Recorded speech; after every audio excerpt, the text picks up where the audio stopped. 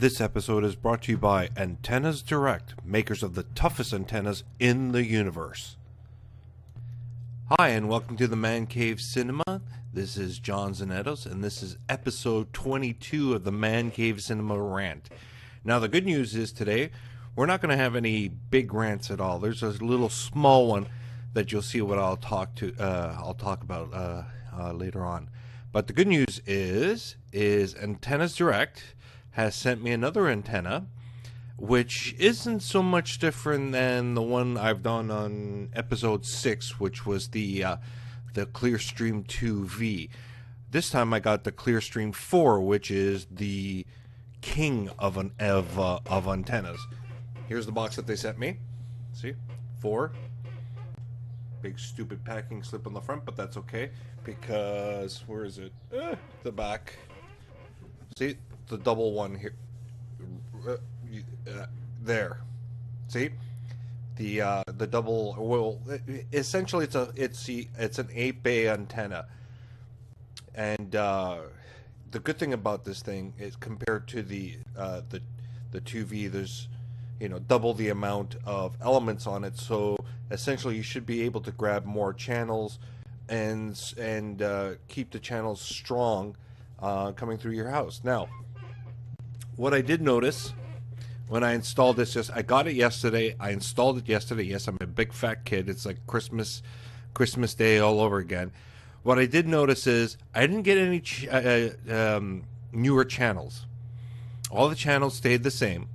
There was no difference. But the difference that I did notice was I got full green bars on all the channels. NBC for me is the toughest channel, and it's the toughest channel to get in the Toronto area. I'll give you an example why. As the crow flies from my house to the broadcast antenna, it's 86 miles.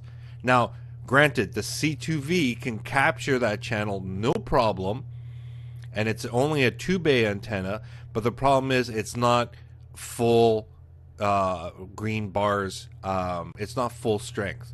So once in a while when the weather is bad in Buffalo or over Lake Ontario, if there's a storm on Lake Ontario, you will get some pixelization here and there. It's nothing tremendous, it's nothing bad, but you will get a pixelization. Now, with the C4, the pixelization should go away because everything now is coming in super strong. All the channels from Toronto, obviously from the CN Tower, are coming in super strong.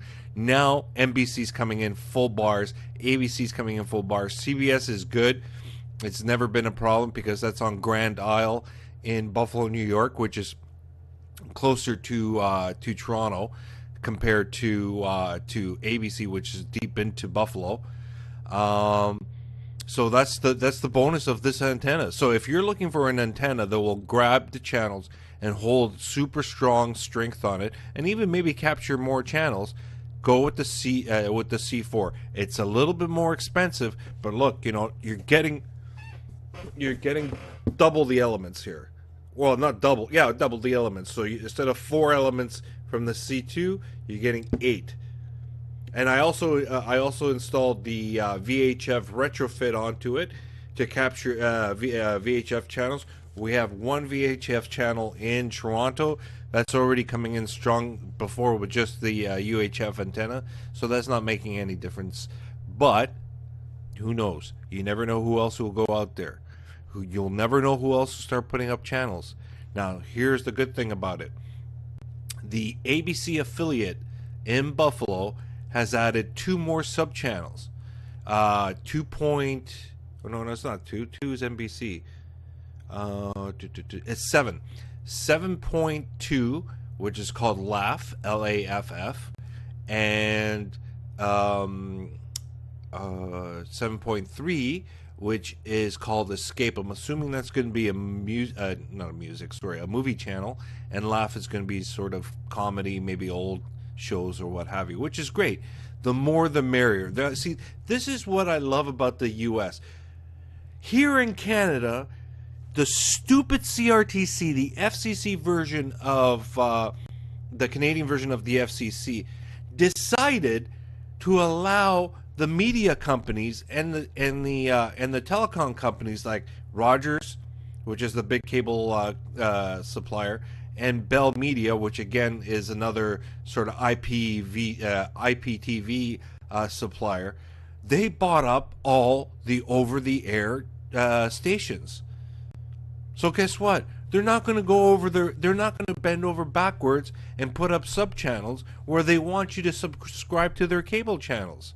But in the States, where God, I'm having a bad day talking today. I don't know what it is. Anyway, the network broadcasters there in the U.S.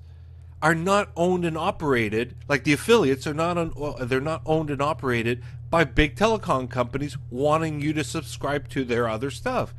So of course NBC has subchannels, has 2 of them.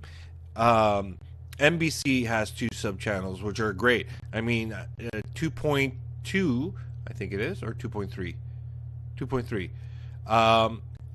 Has Three's Company, has a ton of old channels or old TV shows that we grew up with. I mean, Gen Xers born in the late 60s and late 70s, we saw them all in repeats back then, but we fell in love with them. So again, having them available to us at any time is great. I mean, with my Tableau DVR, I've recorded every single episode of Three's Company and every single episode of WKRP. So anytime I want to, I can binge watch away on this stuff and have a ball, because the antenna picks all of this stuff up, records it for me, and I can watch them anytime I want. I mean, what more can you ask for? So that's the thing that bugs me here in Canada. Nobody, especially the telecom companies, are not going to go out of their way and put up subchannels with stuff that we can be interested in watching. In the U.S., because they want more eyeballs going onto their transmitter, they're doing it. They're putting more revenue with commercial ads. Why can't they do that here? They wouldn't. There's no way. They're not going to do it. So I'm glad that we can pick up Buffalo. I'm glad we can pick up all these stations. So remember, GTA, Toronto over-the-air viewers, you have 2 more channels to look forward to. How great is this? You get 2 more channels that you don't have to pay for at all. Free over the air, just like back in the 50s, just like back in the 60s. You get it all free. It comes to your house, down the cable into your TV, and it's done. Anyways, folks, that's episode 22. I'm John Zanettos, and take care.